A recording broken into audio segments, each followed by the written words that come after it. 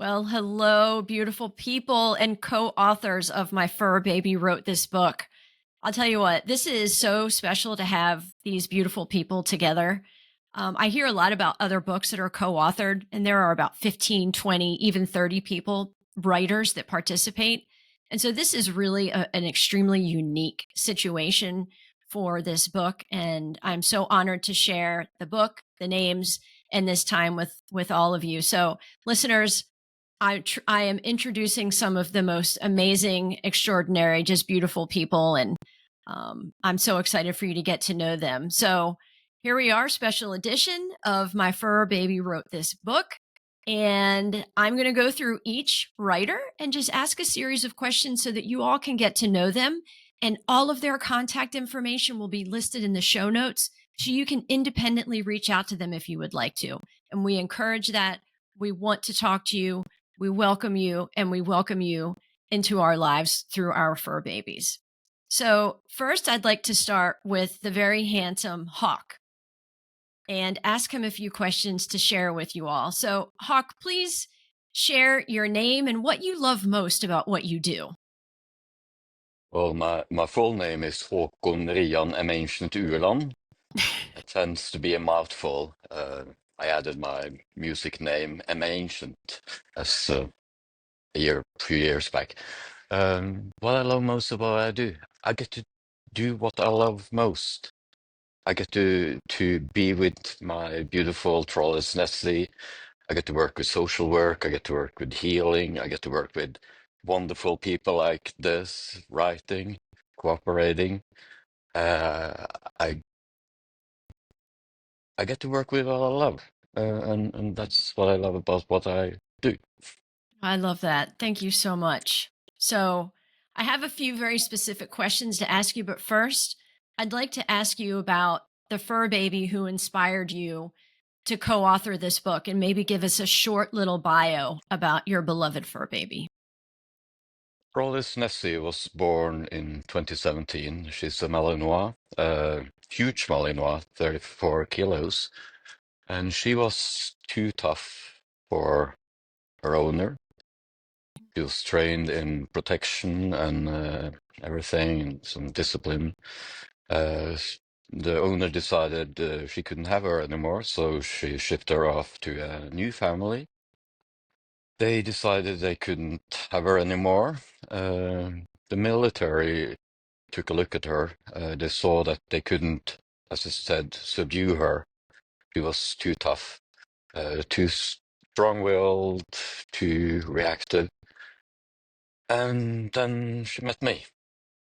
And we've been together since 2020. She is on a spectrum, she is the toughest dog I've ever met. I've never met someone who's as quick and who is as, she can jump like this. She can grab a knife out of my hand like that when we train protection and fighting. And she can crawl up into my lap and say that, oh, please, just, I want you to rub my chest. And look at me with these big brown eyes and could I please have a treat? Uh, oh, she's yeah, but she's been through a lot. When I first met her, she reminded me of some of the most traumatized children and youth I worked with, and I worked child welfare worker. I worked with some of the most traumatized in Norway. So she came with a bit of baggage. Yeah. Yeah, and you know what? Don't we all? I mean, Yes. it's that moment that we can take notice that we all come with baggage, that we can honor it and be sensitive to it and help that healing process. So, thank you for sharing a little bit about Nessie with us, Hawk. So, one of my three questions for you is what has been your favorite part about being in this project, this book with this small group of co-authors? Well, one thing was meeting you all. You're always a bit wary of new people, especially when you're going to write about something that you truly love, and you carry such a deep respect for what you yourself gonna work or gonna write. But the way I felt that love in all of you, and reading through the chapters, I bought the book already. I really, yeah. Yeah. There It's was. extremely, I'm a tough dude, but there were something crawling down here at times. yeah, some moisture, and you can't blame it on Yeah, the rain, yeah. I right? think it was rain, probably. Yeah, Yeah. something like that. Yeah. Well, thank you. Thank you. I know I speak for the others when I say the honor is definitely shared. So for you, when you're reading a book or you're, watching a movie, what what to you makes a great story? The hero's journey tends to be something I'm really how the characters are evolving and how the hero goes through all the stages, and the development of characters, and especially when there's some plot twist where the hero turns out to be a bad guy and then goes back to be a good girl, and then all that is something that really grabs me. And it's like the Star Wars universe, where you see it's changing alliances, changes that surprises me. That is truly something that grabs me. But also when someone is very intimate with words, and they really know how to use them, and just find exactly that single tiny word that just changes the whole atmosphere of you reading that. That's, oh, I love it. Yeah, that's the part where like it hits you in your heart and you start to identify with everything and you almost feel tingly in your Yeah, body because you think, oh my gosh, there is that one word, isn't there? yeah. All right. So my final question for you, Hawk, is what's the most surprising thing that you have learned in writing this chapter and about Nessie? The most surprising thing is it was so difficult to write about her, because to contain the way I feel about her, how it felt the first time I met her, and how our lives together, um, how much it mattered to me to really portray her with the love that I see her, and how yeah, how difficult it was, because I don't want to use all the flowery words and all that. I don't want I wanted to really talk about how I feel about her. And that was really, it was difficult to put into writing. It's much easier to put in a song, for instance. Actually, she's inspired a lot of songs. Yeah. So I I appreciate that. Thank you. And I have a feeling a lot of people can identify with that because it's one thing to feel in our own bodies, but then to actually write it or speak about it outwardly, it that now we're making it really real and mm, sending those, that love and those emotions back to us. So I appreciate that so much. Thank you, Hawk. Again, it's such a pleasure to work with you. Thank you. thank you, Christine, for doing this. And I'm gonna go off camera since I'm at work, so and off mute, of course. So Okay. Thank you. listen be. The next person I would really like to introduce and have her share is Lonnee Ray, because Lonnee Ray, Lonnee Ray is the one that initiated this. Lonnee Ray comes from a long line of editing and publishing books and being a writer, being a workshop writer. I mean, I could let her kind of steal the show with this, but without Lonnee, we wouldn't be here. So, Lonnee, tell us your name and what you love most about what you do. I'm Lonnee right here, and what I love about what I do is the variety. I routine is the death knell for me, and I have found as a book producer I was just saying that out loud because I do that a lot at home. I've become the woman I used to laugh at when I was young.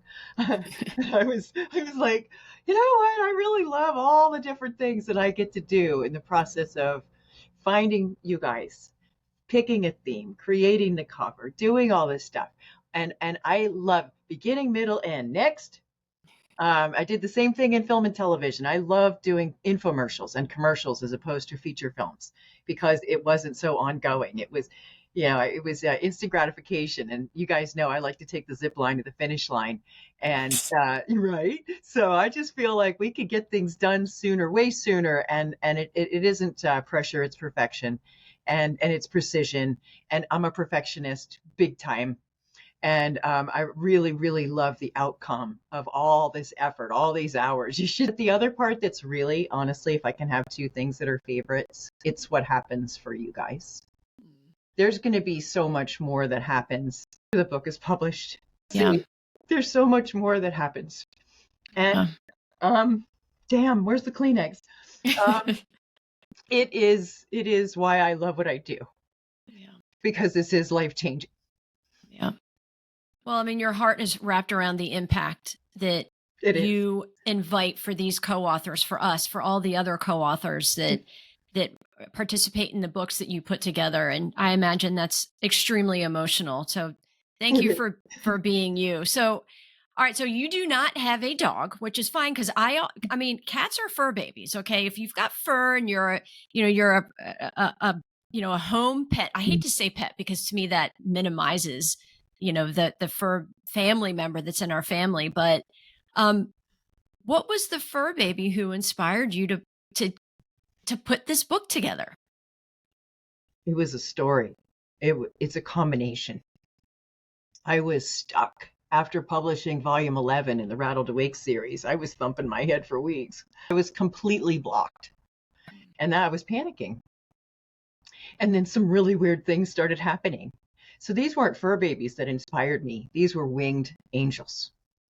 Wow. And where I live in the city for 5 years, I've never seen a bald eagle land on a tree near me, but he did 3 different times, 4 times, 3 different days. And I was like, what's going on? Okay. Everybody's like, oh, it's transformation. You're going to fly above it. I'm like, yeah, okay. What do I do with that? And then the butterflies started. And the butterflies wouldn't leave me alone. They were coming out of nowhere. 6, 7 different kinds. What's really going on?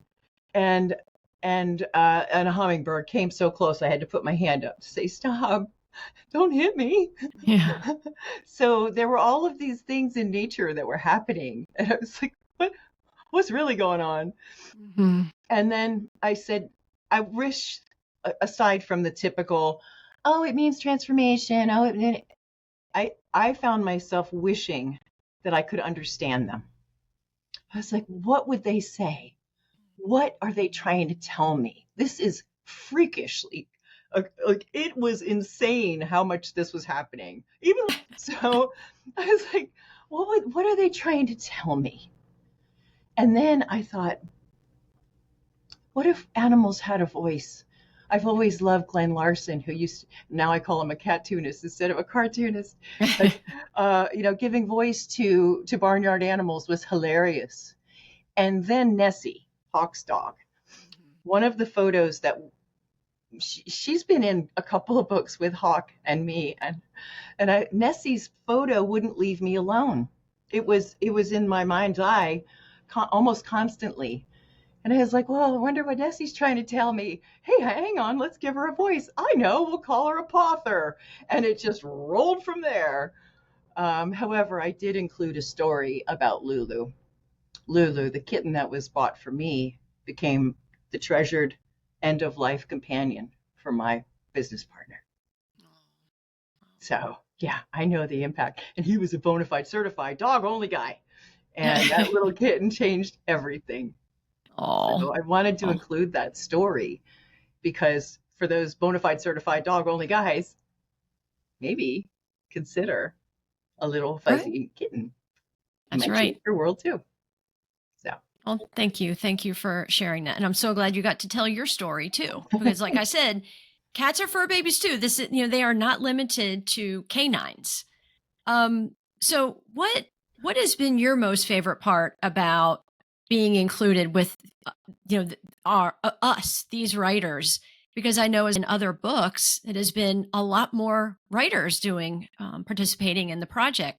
So what's been special for you in working with this group in particular? I've been moved by your hearts and your dedication. I mean, just blown away, quite honestly. And the opportunity to give you guys a chance to give your fur baby a voice was I mean, it all interplays together. But I was astonished when I read Anke's story that she didn't move just once. She moved a couple times for her sweet hi. And I couldn't believe the dedication. The thing that I have found, and I have done 13 books in the last 13 months, that's different about this one is you guys. The heart of the people that are dedicated to animals in general, incredible. But you guys really blew me away. That's been my favorite part, is you. Thank you. Yeah. Thank you. Yeah. So for you, and I'm really curious to hear your answer, to you, what makes a great story? I think that it is what Hawk said, which is the journey, the hero's journey. However, I've done a different book, and there was no hero. There wasn't. It was hard, and it changed the people forever. In a book called Bullied, so there was no, oh, it all works out. So I was really thinking about your question, Christine, and to me, what makes a great story is the authenticity. And God, I almost hate to use that word now because it's so overused, but the willingness to share and bear, peel and reveal.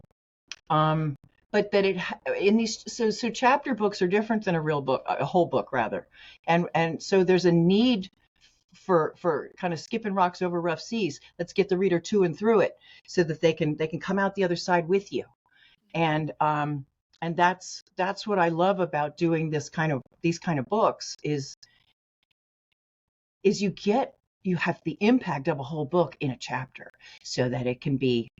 That's what makes a great story. It's like, oh, I'm leaning in. I want to know more. It's a page turner. It's compelling storytelling. And this is what I love about Look at Hawk, hi, chapter books, because of the opportunity to really hit people with the meaning and the message, because that's why they're paying attention. And that's the gift that we get to deliver. That's what makes a great story to me. Thank you. Yeah. All right. So the last question for you is, what's the most surprising thing you learned about? Maybe you can talk about Loom, or you can talk about any of the fur babies that we talked about, but what surprised you the most that you learned in the production of this book, the creation of this book? Okay. I did some research to create inserts. You guys, I've been watching my neighbor's dog do this, poop and ineffective scratching on the grass for 4 years. I'm like, why does she do that? So in researching some of the little add-ons, I discovered that they're not trying to cover up their business. There's pads, there's pheromones in their pads, and they're saying, this is my spot to soil, not yours. They're marking territory. They're not trying to cover it up. And I was like, oh, who knew? So I was just like, gee, that's neat. Kind of a V8 moment. V8 moment. I love that. Yeah. And then I also wanted to add some stuff with the kitties, especially because Paolo was the only representative for the fur babies of that nature. And that was to discover what blepping is, which is when they stick their tongue out a little bit and leave it out. Like, what's up with that? So I as a writer, as a ghostwriter, research is my jam. And so it was really fun to discover these things. Yeah. Oh, thank you so much. And thank you again for putting this together for us. I know we all feel so much love and gratification towards you. Thank you. Thank you, guys. Sure. Thank you. Sure. Ellen, I cannot wait for you to answer. So Ellen wrote the foreword for My Fur Baby Wrote This Book. And Ellen, tell us your name and tell us what you love most about what you do. Yes. Okay. So I own a spiritual retreat center in lovely, the heart of North Carolina, central North Carolina. And I personally, I love when I welcome new people here. And I have some great guests here. I actually helped rescue a family who was affected by the flooding up in the Asheville area. They live in Black Mountain. So, and you can imagine they have 2 German Shepherds, a Border Collie, and another dog and 2 cats. Oh, So finding a place for 4 big dogs and 2 cats, and it's a mother and 2 daughters, and it was challenging. So her brother was so effusively grateful to me that it just created such a bond of gratitude flowing of like, I want to help them. No, I'll let them stay a week for free. So it's just that giving and receiving of, I really see everything as the infinity sign these days of receiving and giving. yeah. So I love welcoming people here and giving them a safe place to be. Thank you. I love what you do, and I'm so happy to hear that you were able to help take some people in that are in desperate need. I mean, it's every little bit helps. I mean, it really does. Is what happened in Western North Carolina is just unbelievably devastating. Yeah. So thank you for being you.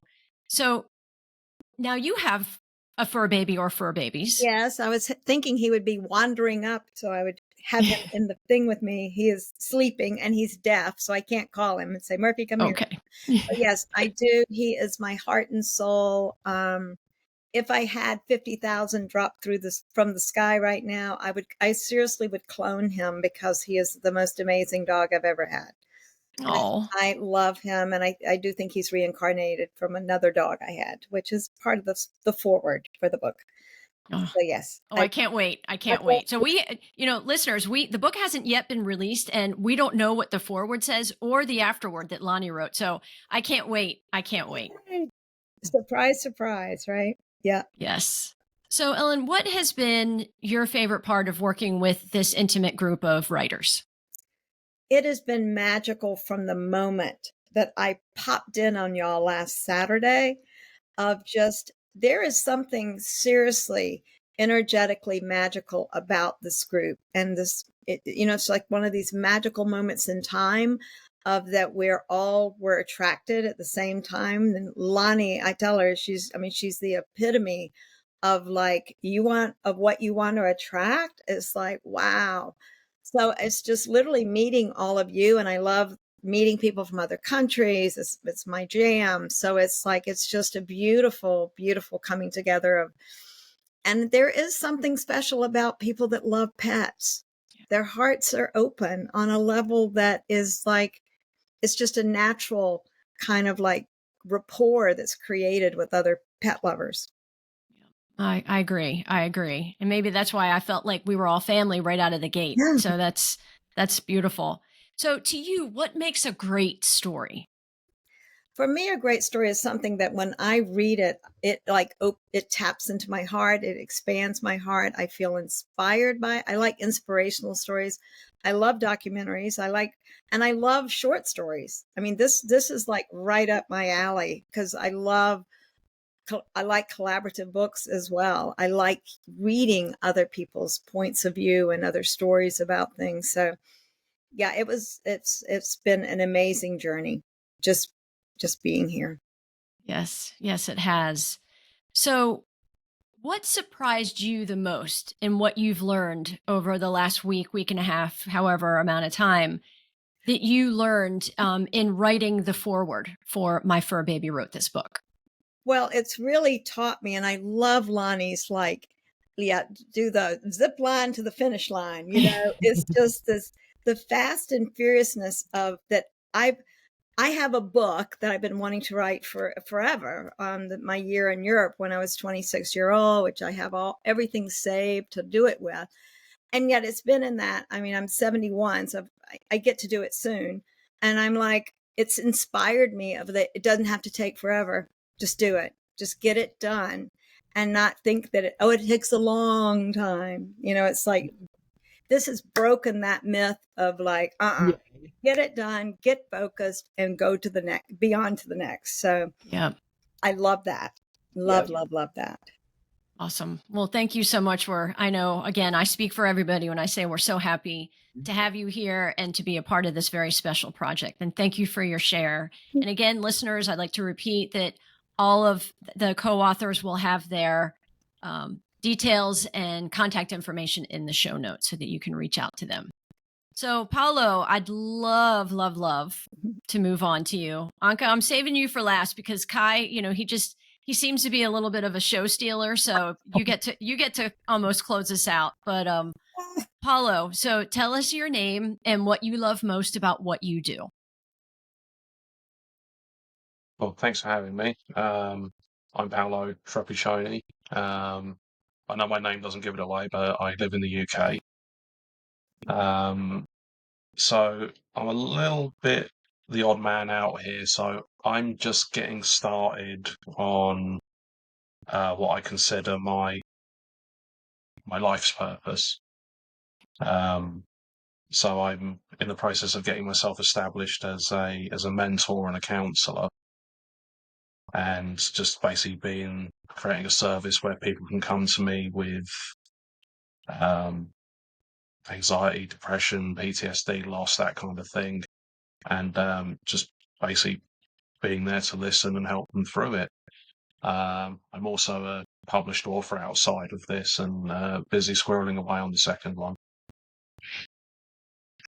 Awesome. All right. What was the second half of the question? Well, you pretty much answered that part. Tell us about the fur baby, your cat, who inspired you to co-author this book. That'd be Sammy. I was hoping she would join us, but she's a cat. She does what she wants. She won't listen to me. She won't listen to anyone. So Sammy is she's 13 years old, so she's senior, not old, senior.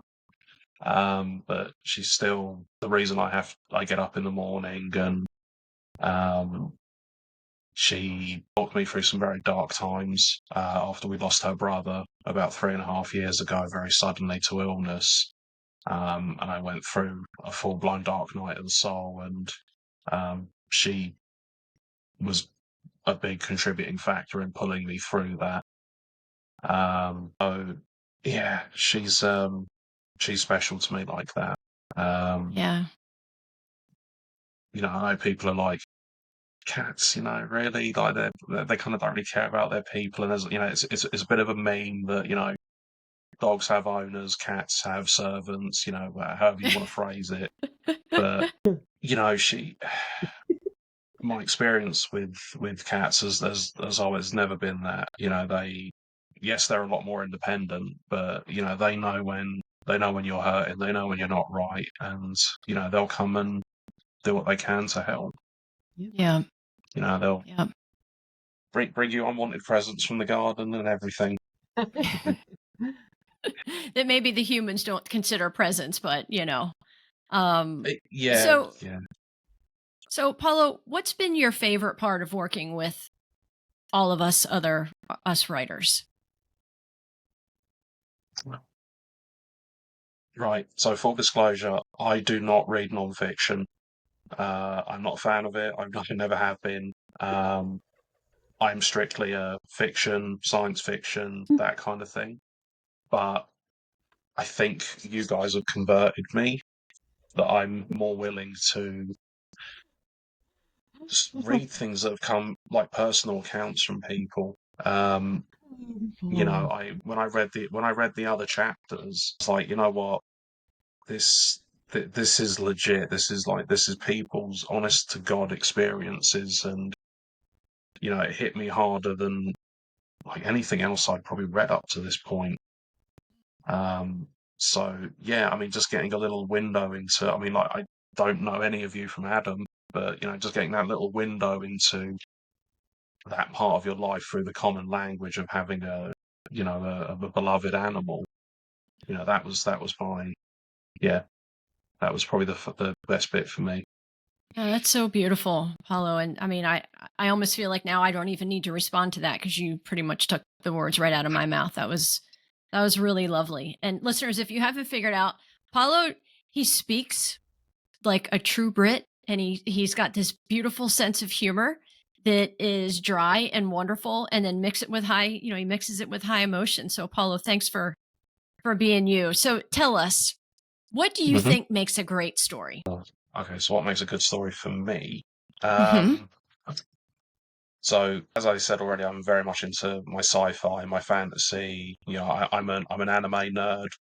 Um, and what makes a good story for me is watching the protagonists overcome something that basically floors them, and how they kind of bounce back, how they evolve, how they grow, and then how this kind of prepares them for the next challenge, and how the next challenge prepares them for what comes after that.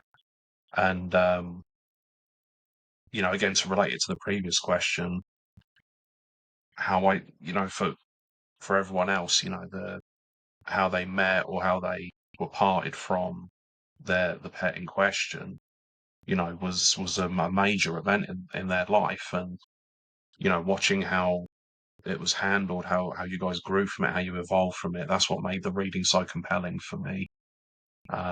So yeah, I good protagonist that overcomes, and how the story just follows that. That's what I like. Yeah. Again, beautifully said.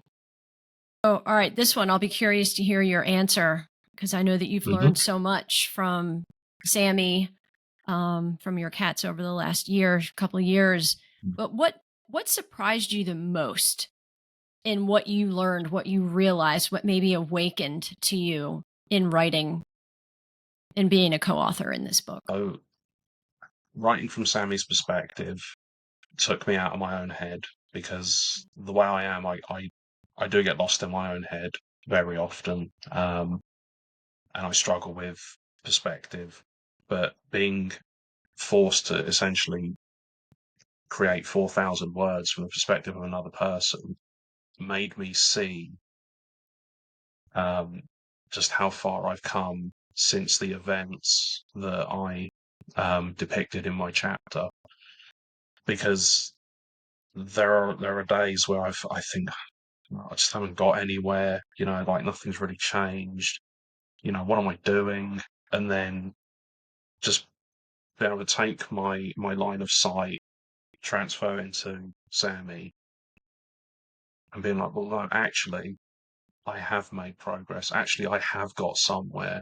And it's still ongoing. It's I was never going to solve everything immediately, and I think I give myself a bit of a hard time in terms of what I expect from myself. And I think just being able to stop and look from a different perspective, from someone who is close to me and part of my family, gave me that measure, that realistic measure of, well, actually, Paolo, you're doing all right. You've grown a lot since everything that happened 3.5 years ago. That's what that was my big takeaway from all of this. That it was a healthy reality check for me. Yeah, so much in everything that you have shared in however many minutes. I know it so strongly resonates with our listeners and so many people that so often we think we're spinning our wheels, and maybe sometimes we are. But in the end, when we stop and look back, we go, wait a minute, I did learn, I did grow, I did change. And so I love that by you writing from Sammy's perspective helped you to see that. Because sometimes we do, right? Like we need that outside view. We need to step out of our own selves because it's very common to get stuck in our own minds and repeat the same things. And so thank you so much, Paulo, for that. Really, all those beautiful things that you said. Thank you. Okay, Anke, moving on to Anke. It is your turn, my friend. So please share your name and what you love most about what you do. Oh, hello, Anke Herman here. What I love most about what I do, that's actually a hard question for me because there's so much. But if I wanted to distill it down, it's about I get to spend my days bringing ideas to life. my own and those of other people as well. So, because in my world, it's always, I feel regret way more than failure. So when there is an idea, they have this massive urge to do something with it, to not get to the end of my life thinking, oh, I wish I'd done this, or I wonder what this would have been like. So I really live my life according to, in case of doubt, try it out. And so I always encourage other people to do that as well. And if I can help them smooth the path, then there's nothing more gratifying for me. And I get to have the dogs around all day, every day. That's right. Oh, I love that. I love about, with doubt, try it out. If there's doubt, I love that so much. I might have to put a caption above your head once I record this and edit it. So we've mentioned Kai a few times. So obviously he has been the inspiration behind you joining this group and co-authoring My Fur Baby Wrote This Book. So without giving away the story, give us a little bio about Kai. Yeah, it's an interesting one because when I first had my meeting with Lonnee, I wasn't even sure because, there's 4 of them who have been massive teachers for me. And I wasn't really sure whether I was going to bring them all in, but then really quickly it narrowed down to Kai. He's the one who just crossed the bridge a few months ago. And he's also the one who had the biggest transformation and taught me the most, really. And so he was the one who turned our little household into a multi-dog household and pushed the buttons, and pushed the limits of what I knew about dogs. And I'd already had Leo, so I thought I started to know a little bit. So, and then this little puppy comes who'd been through more than any animal or any being should be having to go through it, especially at 6 weeks old. So he came with a massive amount of baggage or damage, as small as he was. So it wasn't an easy ride with him. And people have often said, oh, he was so lucky to be with, nobody else would have been able to be with him or to give him what he needed. And I was determined. I've always said, in my household, there is no such thing. We come in, once you're in here, the only way out is one of us feet first. So there is no giving up. And so, yeah, that's basically, we achieved that and we've come a long way. And so that was worth sharing, I think.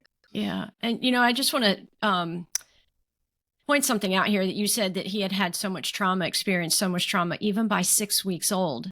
And, a lot of people out there think, oh, well, he's too young to remember. He won't remember.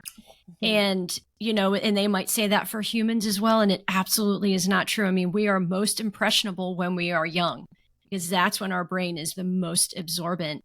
And so for a puppy to experience the trauma, which you have to read Anke's chapter to learn more, but it's unbelievable, the love and the patience and the nurturing that goes into, dogs that arrive with trauma. So I love that so much. For you, what's been the most beautiful in terms of working with this intimate group of writers? I think you've just pinned it down, and other people have said it as well, that it's been such an intimate group. I've been part of co-authored books before, and as you said, there are usually lots of authors, and there's never sort of been that level of connection. And I can't remember even who brought it up. It's it was Ellen. When you said, when I met you last Saturday, I'm like, what? Is this really just a week ago? I think it's that from never seen you in my life to feeling really family. That's been getting all teary now. I was wondering whether I'd get through this without tearing up. But yeah, the connection between the 6 of us has been just incredible. Yeah, no, I totally agree. In fact, this morning during breakfast, I was starting to tear up and I'm like, how am I going to get through this recording? So your tears are welcome because they originate from love. That's it. So for you, what makes a great story, Anke? A great story for me is the one where I can lose myself in it, where I almost forget that I exist and I'm already literally sinking into and almost can kind of in my mind step into the role of one of the characters, when the characters are described and they come to life on the, on paper or wherever you're reading it, in a way that it feels alive, that it's not just like, oh, it's a description. The good old show don't tell. I never really understood it when I first heard it, but boy, can you tell the difference, right? When something makes you feel something. And the other element of it for me is that when a story somehow makes me learn something about my own life. And there's something, it doesn't have to be, oh, I have the same life as the character. It doesn't have to be that. It can be an observation. It can be a situation when there's all of a sudden an insight that helps me see my life in a different way. I love that. I feel the same way. I love those little nooks and crannies of life lessons in one sentence, right? It's like the word Yep. that Hawk talked about. It's that one word. Yep. So what surprised you the most that you learned in this process? And I know this is a heavy question for you, but share with us. Yeah, there is actually, can I just add one more thing to the previous question? It's Of course. like when what really gets me about a story, when it opens with a phrase, and the phrase I have in mind is Hawk's story. Like you have to read the first line of Hawk's story. It's like when that one short sentence paints an entire picture and it sets the scene in a way that you're just right in it after like 3 words. It's just, yeah, that gets me. Sorry, I had to just kind of like add that. What surprised me most, well, there were a couple of things actually. Actually 3. Can I say 3 really quickly? One thing was the speed that Ellen mentioned. I had written Taming the Tech Monster. It was a project where I got to see that, yes, from, oh, let me write a book to, hey, this thing is on Amazon in 30 days. I thought I was quick. I also got a lesson this time. It's like, oh, what made you take so long? So a really kind of a mind shift about what's possible with the right support, obviously. I think we couldn't have done it without Lonnee, and we wouldn't have wanted to. The biggest insight I had was that by talking to Lonnee, and all of a sudden I understood where my connection to Kai, why that was so deep. So I learned something about myself, which I won't reveal now. You have to buy the book for that. It got me to see so many things in my own life and why I resonated with this dog so much, and why, it was just no question that I would have all the patience he needed to, to help him, turn into this beautiful, wise old soul that he got to be. And I actually, even thinking about this question, there was something else that popped up. There was something that came out in the process of almost like letting my fingers slip into his roles. It was literally not my rational mind. It was kind of, when you sort of feel you're just a conduit.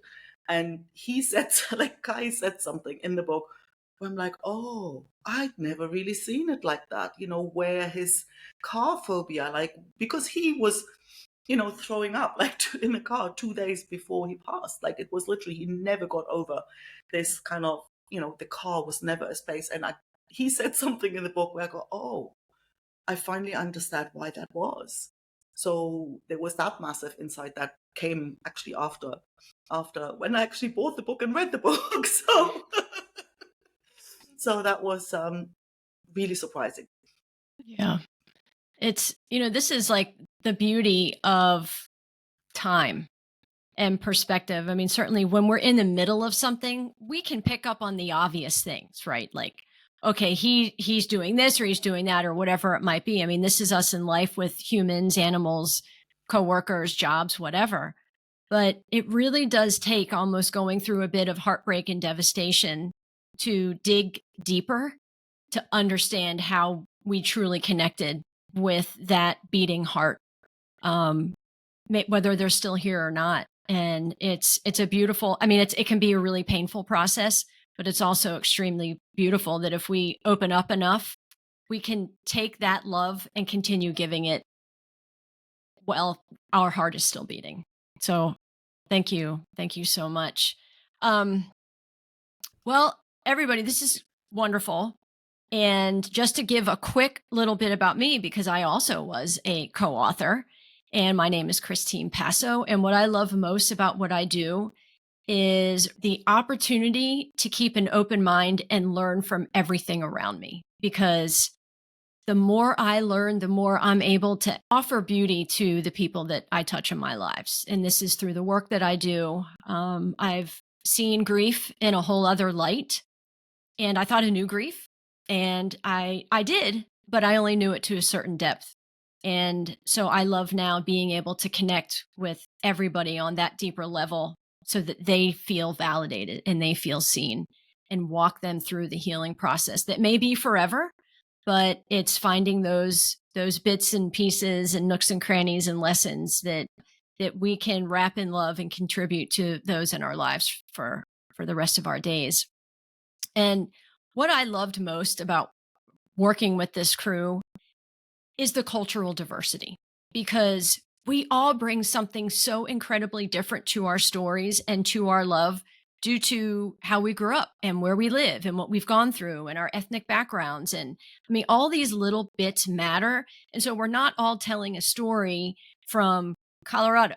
We're not all telling a story from the same type of environment. Everything is different. And I think it really helps the readers connect on such a larger level than they ever realize, because we conceptualize only what's in front of us. We don't think about what's outside of our four walls, and I feel that this book does that. And so for that, I'm so grateful to have participated. For me, what makes a great story is anything that touches my heart. I have lived a lot of my life not feeling great about myself and feeling hurt. And so that makes perfect sense as to why I would want books to reach me in my level and to be realistic. I'm not interested in the rainbow and butterfly books. I mean, there's a time and a place for them because happiness is essential to life, but also looking at the reality, because there's so much beauty and work that goes into overcoming.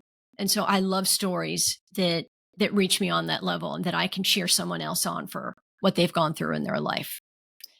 The most surprising thing I learned really has a lot to do with how Paolo wrote his chapter and what Anke just talked about, which is the perspective of our pets. So again, we're always thinking and conceptualizing from our own vision. And as I wrote this book and read the chapters of my amazing co-authors, I started to hear Maya's voice, who is my inspiration for this book. And she passed a few months ago, just as Kai did. And it has helped me to see so many more things about maybe what she might recommend, because she just lived life to the fullest and gave with her heart in everything she did. And so for that, I'm grateful. Well, in closing, Hawk, Ellen, Anke, Paolo, Lonnee, this has been such an amazing experience that I mean, it's interesting how things happen in life. If you had wanted to do this book a year ago, I don't feel I would have been a candidate, because everything that happens in our life, not necessarily does it happen for a reason, but it happens in course with what takes us to where we go next. Life is our journey to follow. And thank you for providing this avenue for all of us to share some of the greatest loves of our lives. And everybody, please read the book. You may need to take a few breaks and definitely read it with tissues by your side, but you will undoubtedly be touched. You will feel love. You will feel laughter. And please reach out to any of us. We are happy to learn more about you. So thank you, co-authors. Thank you for being in my life. Thank you, listeners.